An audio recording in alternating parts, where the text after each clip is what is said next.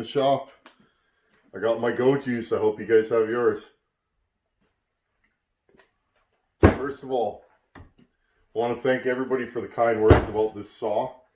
So it was quite the battle to get here. We're going to talk about this saw, why I built it, where it's going, and the wrap and everything. But first, let's start this saw. I want you guys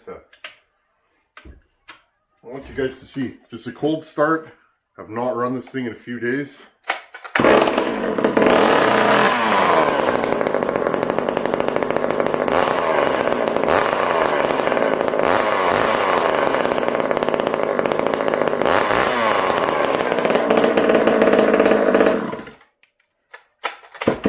Ooh.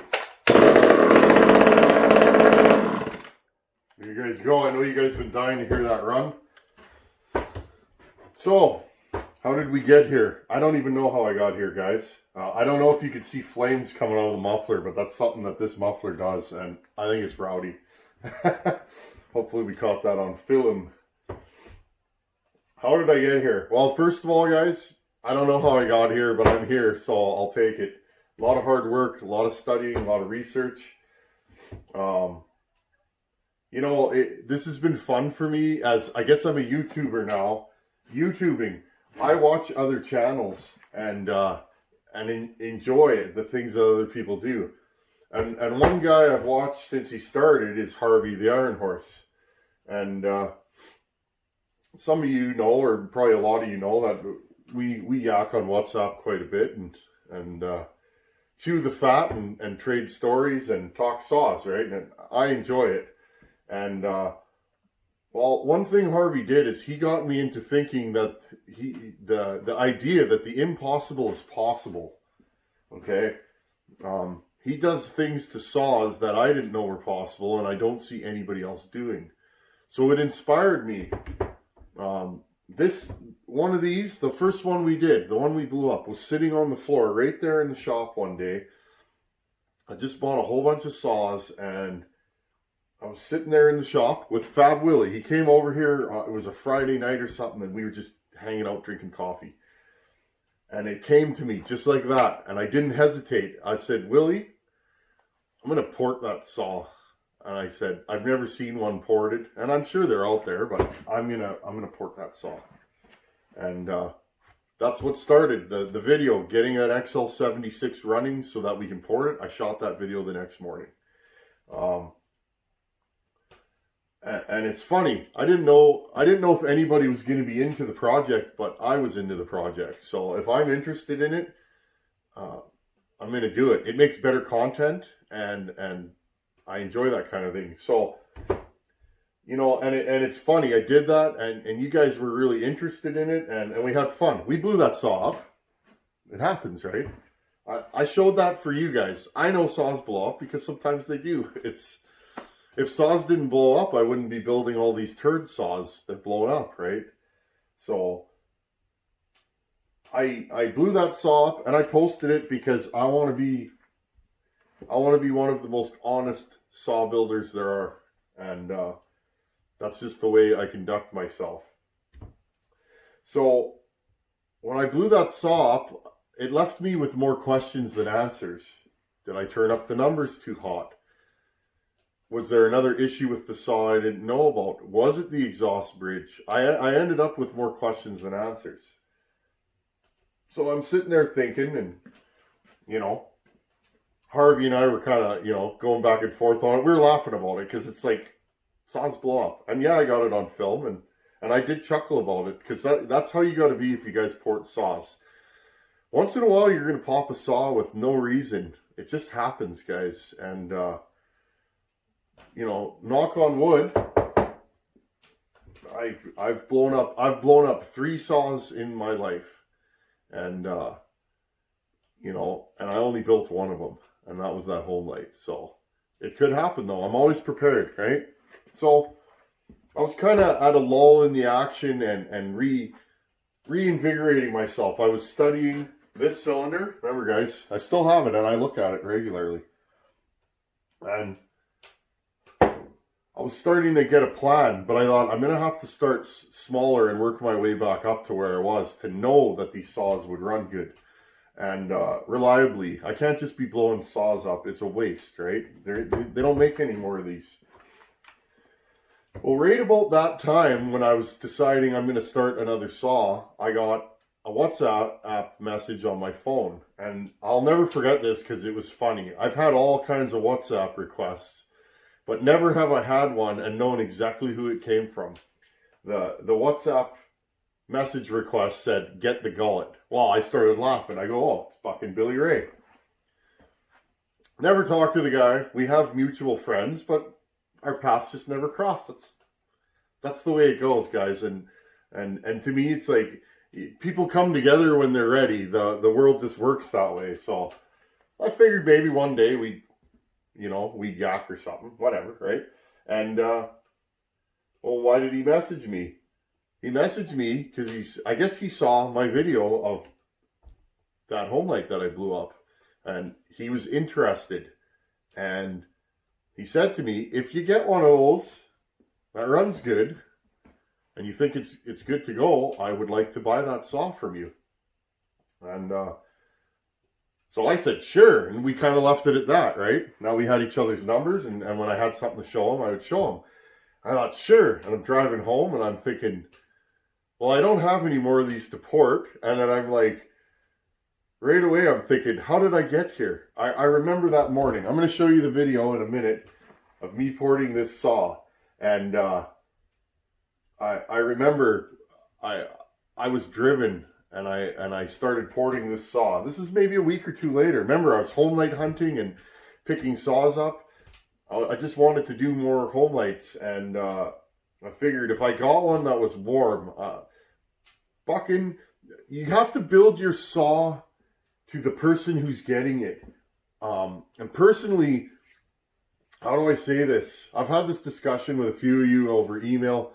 I don't think it's prudent to turn up a saw right up for somebody that maybe doesn't have the sharpest chain all the time, or maybe doesn't tune as often as they should. Well, with Buckin, there's no holds barred. The man knows how to run a saw. So I decided I gotta build something silly. I gotta do every move I know, because I want to know. I want to know if the saw will last, and I want to know if it's a good build. So I'm gonna cut right here. I threw the saw together in one day. Did all the porting, everything that I did, piston modifications, all the stuff that I did to this saw in one day. Machine work. We'll cut right here. I want to show you guys me porting it, machining the cylinder, and then the first time I fired it. So we'll cut right here. I'll be right back.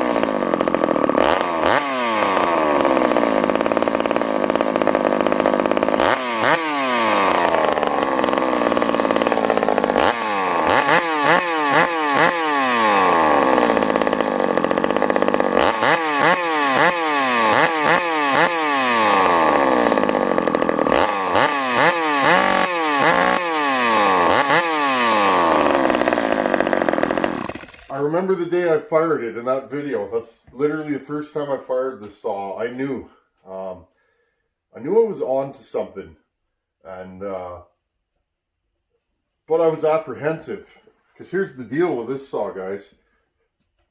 I built 2 more in between. The first one I blew up, and this one. So this is the 4th one I've done, and I held back on the last 2 because I had to make darn sure that I just simply didn't turn them up too hot. The first one I did, the one you guys saw in videos, that one had a massive air leak on the flywheel side. I'm still waiting for seals, and we can revisit that saw. It's right behind the camera there. We can revisit that saw when we get the crank seals in and really try it out. That was a good, not a mild build, it was a medium build, we'll call it. It was strong. I think a build that most guys would be super happy with. But I thought to myself, there's got to be something I'm missing here. So I built another one, very similar. That one has a crankcase leak or something. I think I got to split that saw. That one never went on video. It was just one of those saws that I just, you know, it just wasn't quite there. So I took a little break. And you guys got to do that sometimes. You get into porting and you get just into it. That's how I am. Sometimes you got to take a little break. So I think I took 4 days off. I did no saw porting of any kind and no videos. I relaxed for 4 days. The 5th day was the day I ground this saw. I remember I phoned Harvey probably on Friday, and I'm like, Harvey, I got a crazy idea. What do you think? And he goes, I think it might work. And left it at that, and, you know, gave me that little nudge, and here we have it. I threw out all of my numbers for this build, and jumped back in, did the cylinder machining that morning, ground on her, and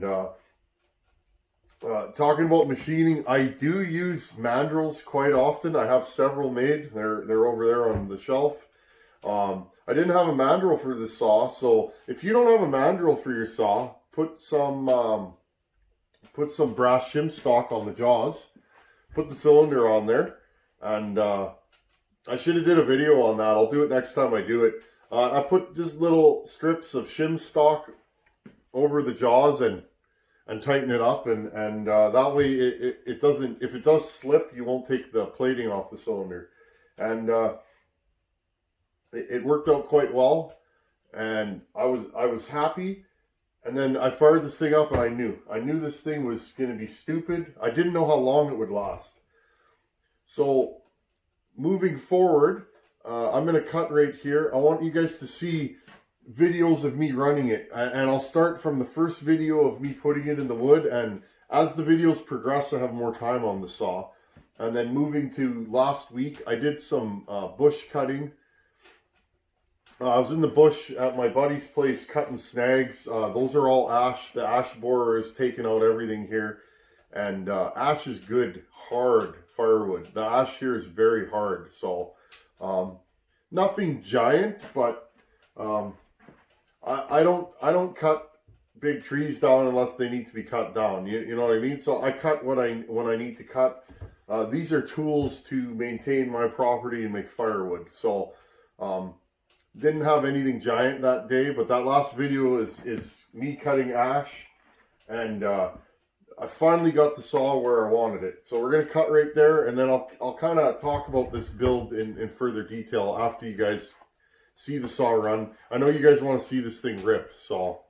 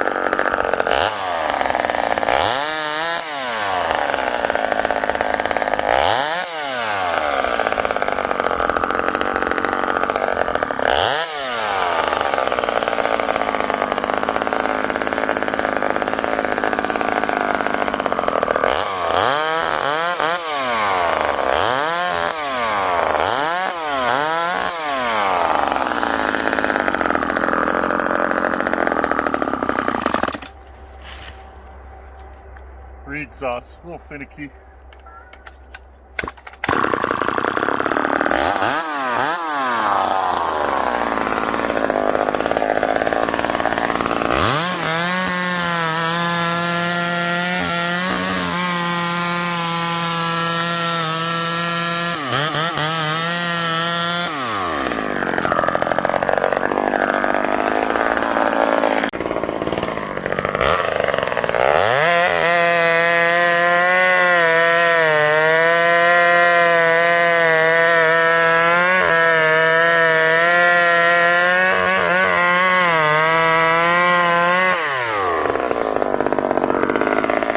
Okay, there you guys got to see it run. Sorry I didn't do that in the last video. That video was just more about having a day with my buddy and showing off his parts. That's what that video was about. It was all about showing off what he did, not what I did. I didn't think that was appropriate. So, what do you guys think? I'm going to tell you what I think. Now, I might be a little biased. I'll admit that. I built the saw. But this saw flat out rips. It gets on the pipe right now, and it stays on the pipe in the cut. It took a lot of monkeying around with components on this saw to get it there. Usually a saw that's built this hot has a very narrow RPM range it wants to live in. This one seems to live in a bigger range, and I like that. So, and as you guys saw, as the saw progressed, I put nastier chains on it and just, you know, worked with what the saw was telling me it wanted. A lot of making a saw run good is the chain. And Buckin says that all the time, and he's right. When I really started focusing on my sharpening, my saws got faster. All of them, ported and stock. But I'm really happy with this saw. It was fun. You know what was fun about this saw, this build? And this is why I don't take a lot of builds. I have the time when I take a few builds here and there to show the customer what I'm doing. And Buckin was the customer. It was fun to show him this build as it happened. And I think he enjoyed that, and I enjoyed showing him what I'm doing. I like people to know what I'm doing to their saw. To me, it's more fun. Here's what I did to your saw, now try it. I want people to understand the process a little bit better. So that's why I'm more of a, I'm not more of, I am. I'm a quantity. Wow. Let's try that again, guys.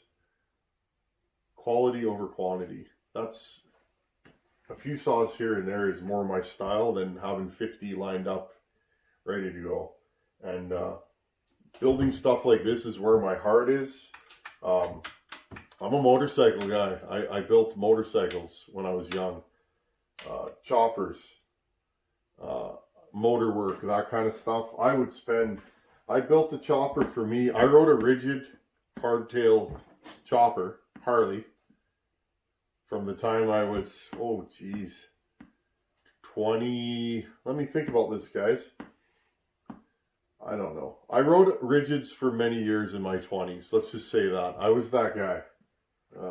Suicide shifter, all that kind of stuff. That's where my heart is.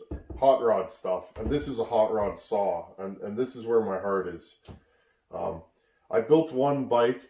I spent probably 6 weeks making twirly oil lines out of copper. It was fun. They made cooling happen when you're riding down the road, but they looked awesome. I like that about this saw. It's gizmo-y, it's mechanical, it brings your eye into it. That's the kind of stuff that I'm into, guys. And I guess it just comes out in this kind of stuff. This is what I want to do. This is fun to me. It's not for everybody. It's a ton of work porting one of these. Ton of work. But isn't it so much better when you spend weeks and weeks and weeks grinding on a saw and fitting it, making it work, and then it works? To me, it is. I guess if you don't have the time to make it, that would be a hard deal. But this was really enjoyable, and I don't know how I got here, guys, but I'll take it. Like I said, just some guy playing in my shop on the prairies here. And it's cool. You make a video, a project you're really into, and somebody reaches out, and you know, when you guys say, hey, that was neat, or thanks, or I learned something, that's what keeps me going. And to have Buckin message me out of nowhere and say, hey man, I want one of those. It's like, you want one of those? You have like 100 saws. Yeah, well, I don't have a ported 76. That was humbling for me, or it kind of, you know, it made me feel good. It's like, I guess you don't have a ported 76 or a 130. Okay, let's do this. So, one thing I can say, guys, don't hesitate in your life. Opportunity knocks, take those opportunities. I would rather say I tried my best and it didn't work out than wondering. You know, when I was younger, I had so many good opportunities that I didn't take. Because either I didn't take it seriously, or it was what if? What if? What if I blew up another 8 of these to make one run good? What if? Some people would say I'm a fool, but why? If you want to build saws and be good at it, and I'm not saying I'm the best saw builder either. I still got tons of stuff to learn, guys. I'm always learning. But if you want to be a decent, well-rounded saw builder, you're going to have to break a few eggs. So, and I was prepared to break more eggs. It didn't happen though. We blew up the first one, we learned from it, and here we are. And now we have a saw that you can see the flames through the muffler. What's cooler than that? Like nighttime sawing? That's a thing in Texas, I hear. That's kind of a little inside joke, but nighttime falling, you got a little flashlight here. The flames just come out and you can see what you're doing. So, what do you guys think? I'm happy. I can't wait to box this thing up and send it down the road. What do we got coming up? We got to port that Echo, don't we? Just been super busy and making content as it comes up. We got a still to build. We're going to build a newer still. Not a port job. We're going to run through it. That 441 that Fab Willie brought over for us to look at. We got our parts in. We're going to build that saw and do a little mechanical work, because mechanical work is 9/10 of porting, and I'm going to say that. Cleaning saws and fixing a dirty old saw, that's what it's about for me. My hands are always dirty. I take pride in having dirty hands, and it's like, I like to work on old saws. You know, Harvey said in a video the other day, taking a junk saw, paying $50 for it and making it rock and roll, that's what it's about for me. Right here, $50 saw. Junk, doesn't run, nobody's looked at it in 20 years. That's what this saw was and is. And now look at it. And nothing went into this saw but blood, sweat, and tears. You know? And this thing will rock and roll with darn near any modern saw that I own. And it's lighter. It actually is lighter, guys. So, you don't need a lot of money to have nasty saws. You gotta be ingenious to do it. You gotta come up with ideas and work around problems, you know. And that's my style. And I'm just going to keep doing it. And it's been a trip, guys. We're going to keep doing this. We're going to do that 441. Pulling 5200 counter vibes coming down the line at some point. I got to find a carb for that, guys. I put the timing wheel on it. I haven't ground it. I gotta find the right carb. I'm not sure if the stock carb on those will fuel the way I want. The Echo we got to do for sure. You guys are into that. I don't know what I'll do with that saw after, but it's a turd. It's going to run like a nasty saw when I'm done. I'll guarantee that. But we're going to do that. Still got the 288. We still got the 385 that Simple Man sent us. The 55 Pro Mac. Jack Fly, thanks, buddy. And I was running that Pro Mac the other day. That's a nasty little power saw. That thing runs good. Thanks, buddy. I was just thinking of that. We got lots coming, guys. We got a 266 to build. And let's just have fun this winter and enjoy power saws for what they are. They're a good, cheap, fun hobby to get into, and anybody can do it, guys. With some basic tools and, you know, a little bit of this and that, helping each other out, it's so doable. And that's how I got here. I'm just filming what I do every day, and you guys come here, and I appreciate it. It blows my mind the support that I've received on this channel. It's really neat, and I'm just going to keep going with it. Anyhow, there you go. A Buckin Billy Ray saw. Watch for it on his channel. He will be running this thing. And couldn't have gotten here without you guys. If you guys didn't watch my videos and share them and do the thumb up, thumb down thing, whatever you guys want to do, I wouldn't be here. Because if you don't watch my videos, they don't show up. And then this wouldn't have happened. So without you guys, there wouldn't be this. Anyhow, we've rambled on enough. For those of you that come here every week for Friday night in the shop, we hit another one. Thank you very much. As always, thanks for watching. Take it easy. I'll see you guys in a couple days.